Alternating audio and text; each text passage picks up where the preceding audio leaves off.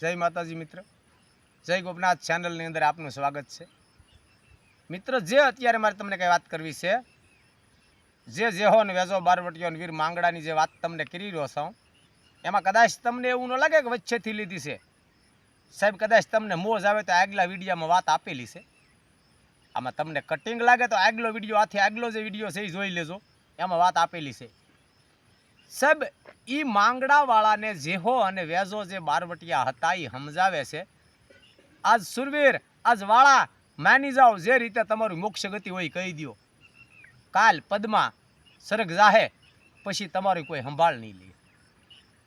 અને હારે હારે પદમાં પણ કહેવરાવા લાગ્યા કે નાથ બોલી જાઓ, હું એકલી હતી ને બે મારા ભાઈઓ આવ્યા છે પડખે, આજ તો માની જાઓ. બહુ આગ્રહ કર્યો ને એટલે વીર માંગડા વાળે કીધું કે તો સાંભળો મિત્ર,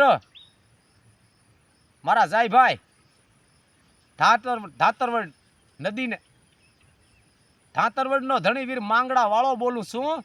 હિરણ નદીને કાંઠે જોરદાર વડલો છે, ન્યા મારું અવસાન છેલ્લું છે. અને બાયલ સાવડે મને શેતરીને જ્યારે બરસીનો ઘા કર્યો ને, ત્યારે સાહેબ મારી છાતીમાં વાગીથી બરસી, અને મારી છાતીના પાંહળાની અંદર એની બરસીની કરેસ ભાંગી ગયેલી છે.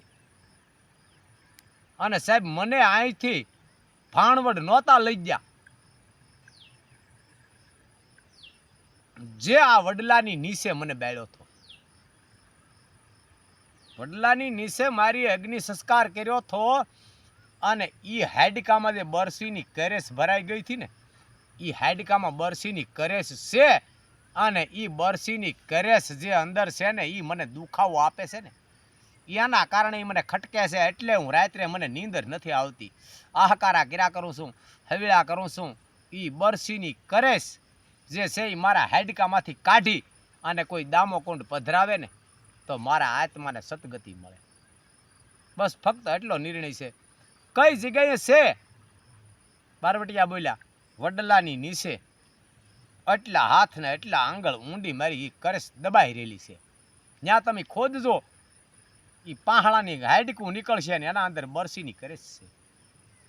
ઠીક છે, આટલું કઈ આડો વાહો કર્યો. સવાર થયું, બે ભાઈ જાગ્યા, પણ અહીંયા દરબારગઢ નહોતો.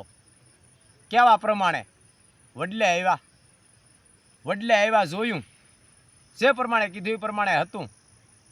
અને એ વડલાની નીચે ખોદવા રહ્યા બે ભાઈ ખોદતા જે માંગડા વાળે કીધું ને, એ જગ્યા માથે ગયા ને, ખરેખર હાડકાનું બટકું નીકળ્યું. અને બટકાની અંદર એવી ને એવી કરેસ ગોઠવાણેલી હતી. એ બરસીની કરેસ જ્યાં ખ્યાસી ને હાડકામાંથી, ત્યાં માંગડાને હાહાકારો થઈ ગયો. અને એ બે ભાઈ જે અન્ન ખાધું છે અને મિત્રને સદગતિ કરવો છે ભાઈબંધને, આવું ગણી અને એ દામોકુંડ ગયા. અહીંયા દામોકુંડ જાવું બારવટિયાને, અને દિલ્હીની માલિકોર ગોર અંધારી રાત મેઘલી મળેલી. વીજળી હબા હબી વીજળીના ઝબકારા થાય.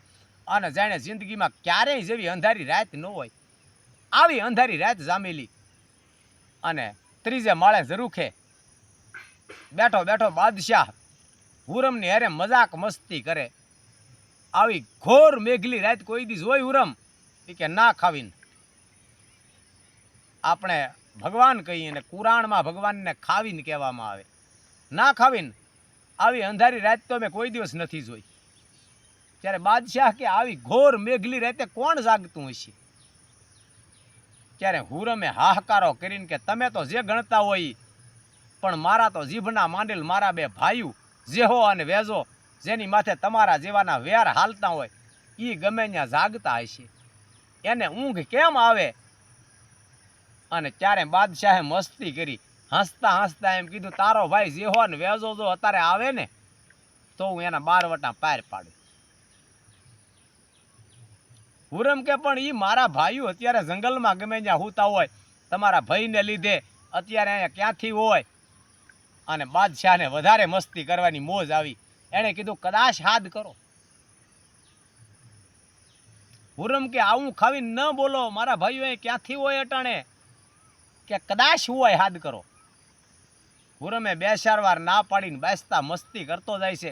કદાચ હાદ કરો અને કદાચ મારા નાથને કરવું છે ને હુરમને કોટો સીડ્યો અને ઝરૂખા માથેલે આમ દિવાલ પકડીને કીધું, ભાઈ જેહા, ભાઈ વેજા, ભાઈ જેહા, ભાઈ વેજા, કે હમેથી અંધારામાંથી અવાજ આવ્યો. હા બેન, અમે અહીંયા જાગી છીએ. હુરમે પૂછ્યું કોણ? એ કે અમે જેહો ને વેજો. બાદશાહ બોલ્યા કેમ? હુરમ બોલ્યા કેમ ભાઈ અટાણે? એ કે બાદશાહની શોકી કરી. કોને? કે બાદશાહની. બાદશાહની શોકી કરો છો? કે હા. રોજ શોકી કરો? નહીં, આવી કોક અંધારી મેઘલી રાતે. શોકી કરવાનું કારણ? કે કારણ તો બેન એટલું જ છે કે બાદશાહને ઠેર ઠેર વેર છે. મારી જાય બાદશાહને કોક આવી અંધારી રાતે અને નામ અમારા આવે, અમારી બેનનો સુડલો ભાંગે અને નામ અમારા આવે કે એના ભાઈઓએ બેનને રંડાપો દીધો, એટલે આવી કોક મેઘલી રાતે અમારે બાદશાહનું રખોલું કરવું પડે છે. તા તો સાહેબ બાદશાહને હાહાકારો થઈ ગયો. વાહ મરદ, વાહ દરબાર, વાહ રાજપૂત, ધન છે તમને. જાઓ કાલ સવારે આવજો દરબારગઢમાં, કંછેરીની અંદર આવજો અને તમારું બારવટું પાર પાડી. પણ ક્યારે? અમે તો અવાજ આવ્યો. બાદશાહ દગો નહીં થાય ને? નહીં, દગો નહીં થાય. ખુદા માથે રાખીને કહું છું કે જાઓ તમારું બારવટું પાર પડશે. આટલું કહી અવાજ બંધ થઈ ગયો.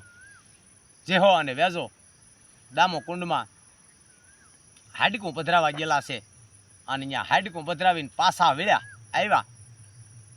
સમાચાર મળ્યા કે વીર માંગડે બારવટું પાર પાડ્યું.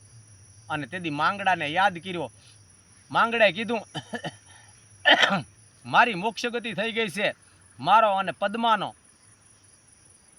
પૂર્વ જન્મ થાય છે. તમે જાઓ, બારવટું પાર પડ્યું છે અને મારા નામે કોઈ મને યાદ કરશે ને એનું કામ સુરત દાદો પૂરું કરશે. આવું કહી અને વીર માંગડો અને પદ્મા એ પ્રાણ છોડી દીધા. સધામ ગયા અને જેહો અને વેજો આવી અને બારવટું પાર પડ્યું. ત્યારે જેહે ને વેજે કીધું કે ધન છે, અમે ખાલી એનું અનાજ ખાધું છે 2 ટાઈમ, એના અંદર અમારું બારવટું પાર પડ્યું છે. સાહેબ આ વ્યક્તિઓને યાદ કરવા પડે. મેર્યા પછી જ આવા જો કાર્ય કરી દેતા હોય તોય જીવતા એની કેટલી તાકાત હશે એનામાં. એના નામ રી એટલે કીધું નામ રહનતા ઠકરા નાણા ન રહનતા.